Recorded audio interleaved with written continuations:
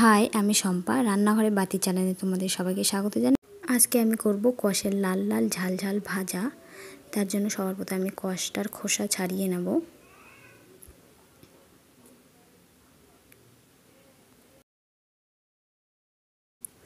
কষের খোসা ছাড়িয়ে নেওয়া হয়ে গেছে।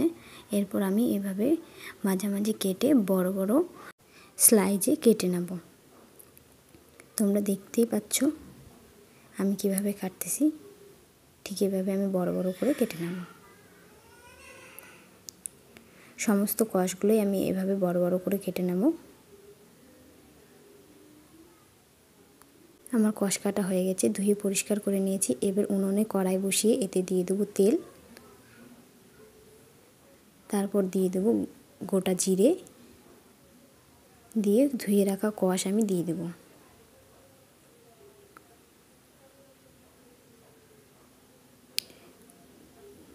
দিয়ে নাড়াচাড়া করে নেব। এরপর এতে দিয়ে দেব হলুদের গুঁড়ো, লঙ্কার গুঁড়ো। আবারও আমি নাড়াচাড়া করে নেব। স্বাদ মতো লবণ দিয়ে দেব। আবারও আমি নাড়াচাড়া করে নেব।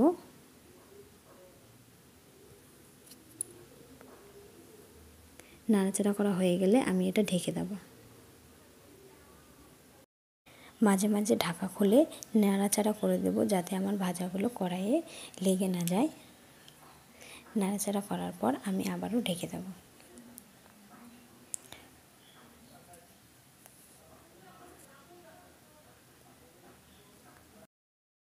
ঢাকা খুলে চেক করে নেব আমার কষগুলো সিদ্ধ হয়েছে কিনা।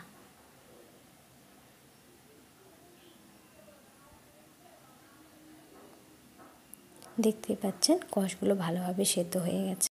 এভাবে আমি নাড়াচাড়া করে ভেজে নেব। গ্যাসের ফ্লেমটা আমি মিডিয়ামে রেখে কিছুক্ষণ পর পর আমি নাড়াচাড়া করে দেব, যাতে আমার কষ ভাজাগুলো পুড়ে না যায়।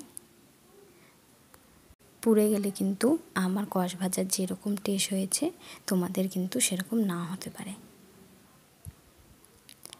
আমার কষ ভাজা হয়ে এসেছে।